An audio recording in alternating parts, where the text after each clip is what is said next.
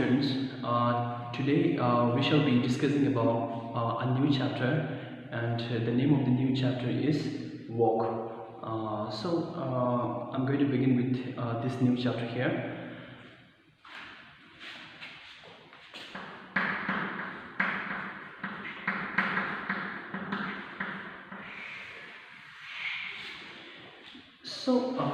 Normally speaking, in our daily life, we do a lot of activities.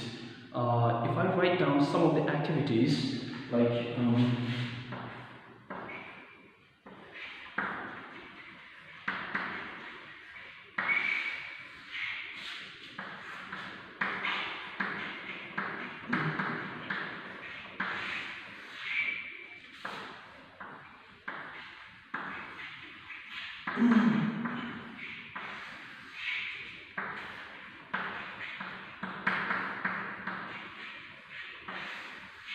okay, there are so many different kind of activities we normally used to do in our life, but if I just write down maybe like 4 activities which we are quite familiar with in our daily life, like playing and running, then we also do certain kind of activities like reading and writing also.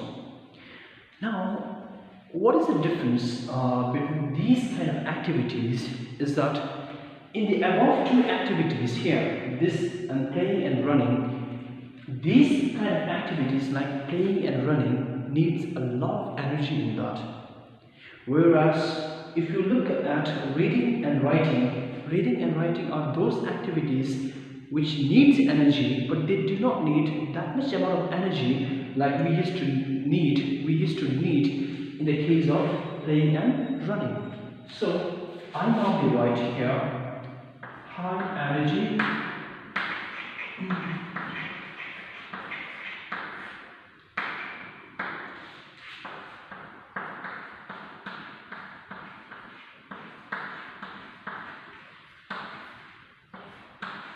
right? Okay, so there are so many different kind of activities which we can categorize into different parts here based on the needs of the energy here. Now the point is, we are talking about energy for any kind of activity, whether it's like playing or running, or it's like reading or writing, we need energy. Now, energy here. Energy. Now from where we are getting this energy? We are getting this energy from the food which we take. If, let's suppose imagine, if in our daily life, if we take less amount of energy, then we will find it very difficult to perform this kind of activities like playing and running here. Because these kind of activities need very high amount of energy there, right? So, normally the kind of energy which we need comes from the food. Now if you talk about the machines here, machines, what are the kind of machines which we see in our daily life? The most common example, fan, right? Fan. Now fan, if you look at fan here, it has like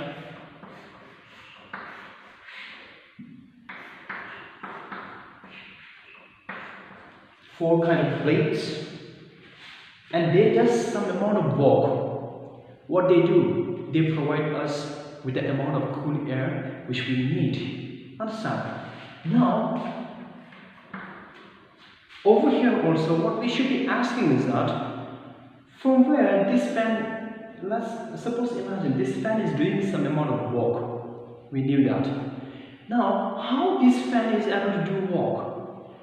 Fan is able to do work because they are able to get some amount of energy from the electricity, which we used to call as electrical energy, right?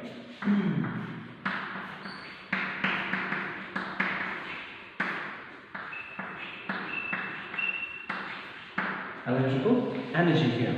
Understand? So in short, what I was trying to say from the beginning of this point to that point here, what I'm trying to say, whenever there is an involvement of energy, there is some amount of work. Understand? So this work and energy is very much interrelated with each other. These two words here, work and energy.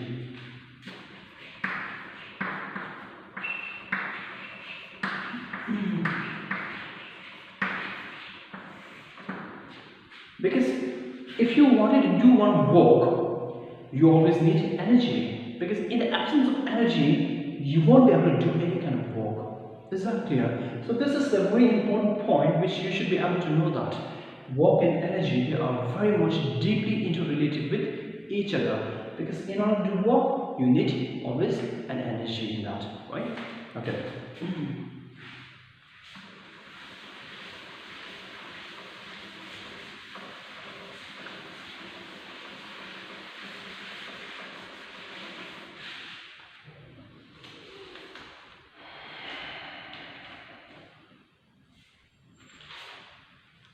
Okay, now regarding the work, we do so many kind of work. For example,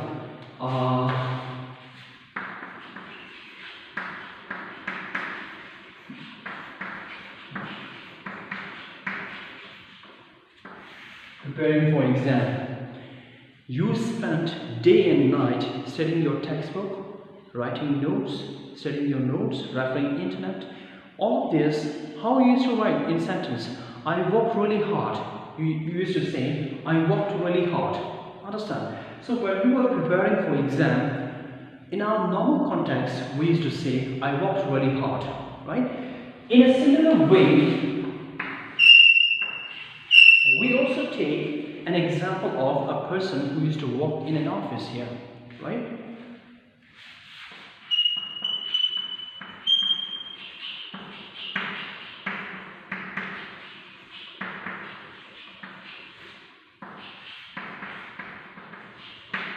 Okay, a person working in an office, because normally when a person he works in an office, he must be having a laptop or a computer in front of himself on a table, and he is writing something else, and he is doing some amount of like his own work, collecting data and all of this.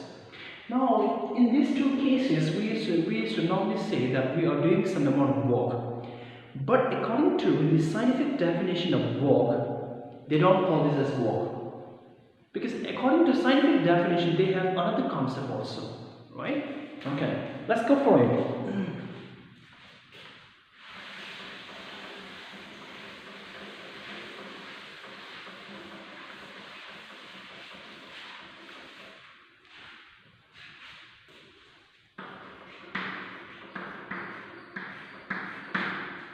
Yeah. So now, before I speak about the scientific definition of work, there is also a case like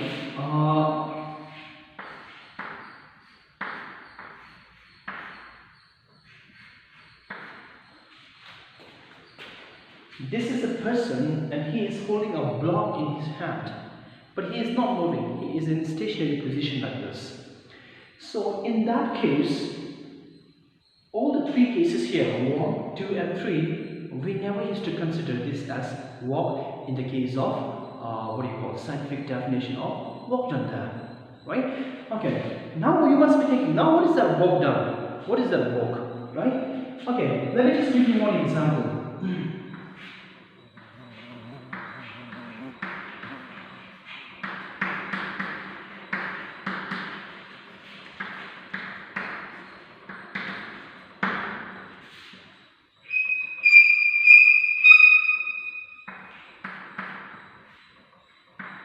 Okay, now this person is climbing a stairs.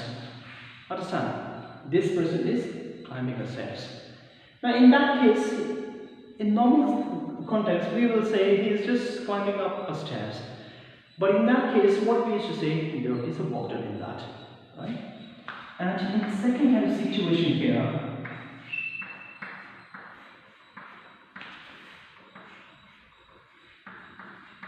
there is a small boy and he is pulling his own toy car. We used to consider this as a walk done. Understand? And in the third case here,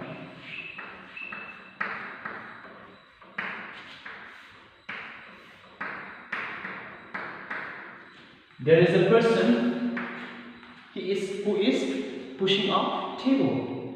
Now in all these three cases here, what we used to consider is that in all these three cases, we say there is a definition of work according to science. Now, what is the difference between 1, 2, 3 and 1, 2, 3 here? Can you find out? So let me just go for it.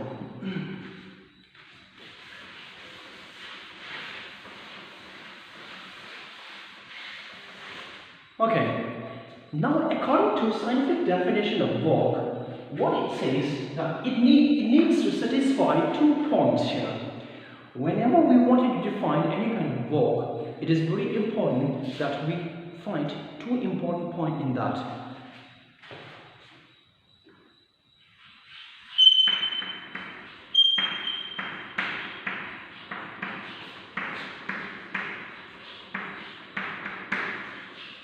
Number 1, force should be applied. So can you look at this person here? Do you see this person is applying force on this table? Yes, because he is pushing this table. Do you see this person is climbing up the stairs? When he is climbing up, do you see that he is using some amount of force in that? Yes. And this person is pulling this toy car here, the small boy, is he using some amount of force? Yes, definitely force should be applied. Okay? And even in the case of the previous one also, right? A person who is holding a block, he is also applying some force. Yes, that is also work. But it also has to satisfy the second important point also. That is,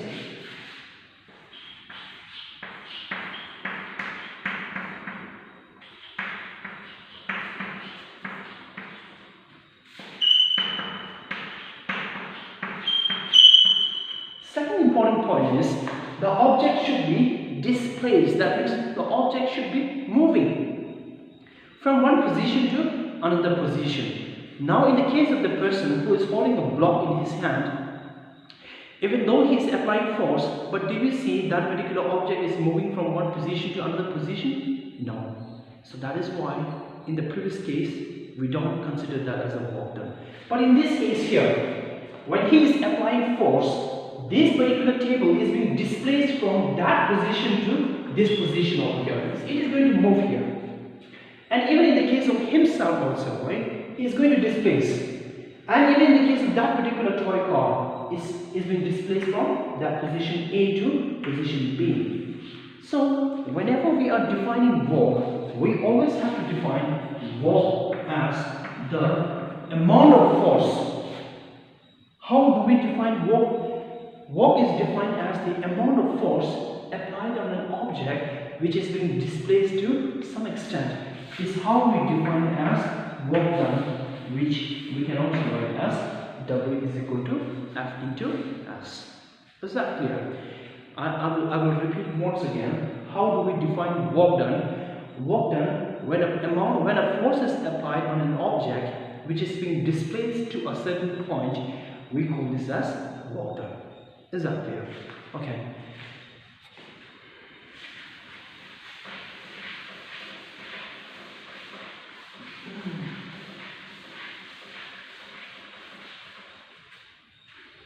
Okay. Now this particular work done can come in the form of positive, can become a positive also. This work done can also come in the form of negative also. Then this work done can also come in the form of 0 also. Now let us have a look. Right? Now we knew that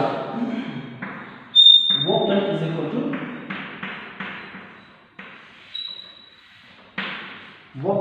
to F into S. So let us have a look at the positive kind of work done. Now suppose imagine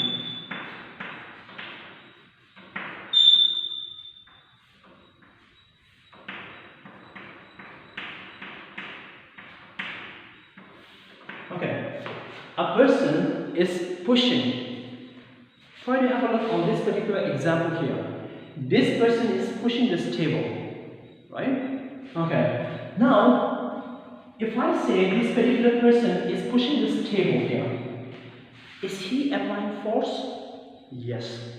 A person is pushing a table. Is he applying force? Yes.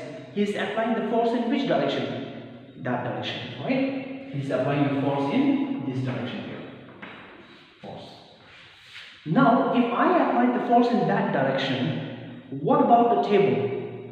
In which direction the table will move? If I apply the force in that direction, do you think the table will move in this direction? No way, right? If I apply the force in this direction, the table is definitely going to move in that direction here. So, let us say the S is also going to move in this direction here. Now, what do you see? The force and the displacement both are moving in the same direction. Do you see that? Whenever we come across a certain kind of situation where the force and the displacement both are acting in the same direction, we call this as positive kind of work done there. Is that clear? Now, in the case of negative kind of work done, let's suppose say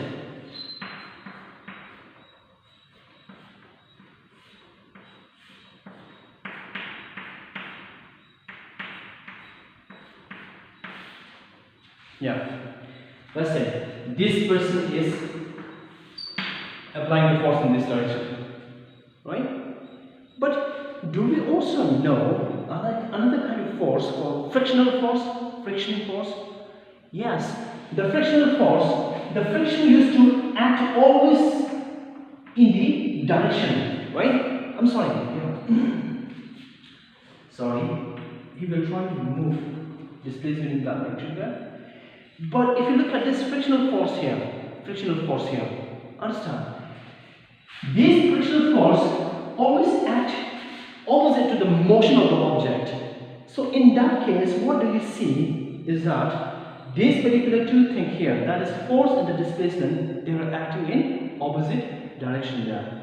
Understand? I can also give you another kind of example here.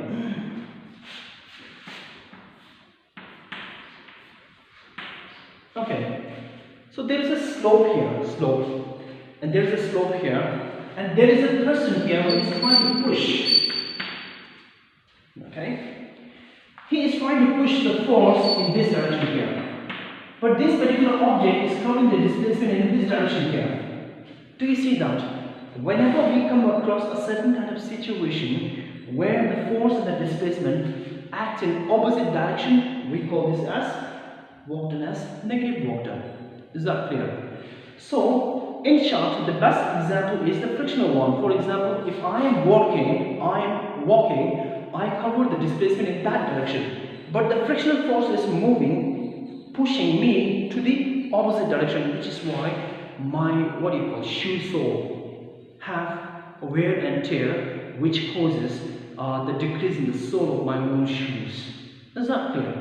So, the frictional force is a very good example of negative work done. Is that clear? Okay.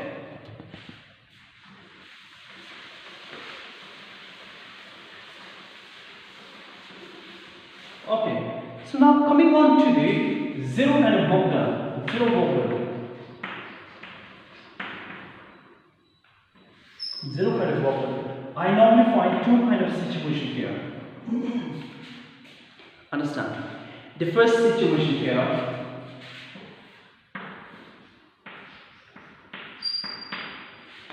there is a wall, and to this wall a person is applying force.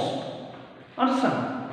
Now, do you see that person is applying force to this wall? I'm applying force to the wall. Okay? When I apply force, yes, definitely I'm using some amount of force. But do you really think that I will be able to displace this particular object from one position to another? I won't be, because it's too big for me. Understand? So, I'm applying force, but displacement will not be there, because this ball is not going to move at all. Understand? Is that clear? So, in that case, the work done is always equal to 0. Why? Because work done is equal to F into S. F could be 15, could be 100, could be any kind of value. But displacement is always 0, so anything multiplied by 0 is 0 then. Understand? But there is also another kind of situation here. For example, let's say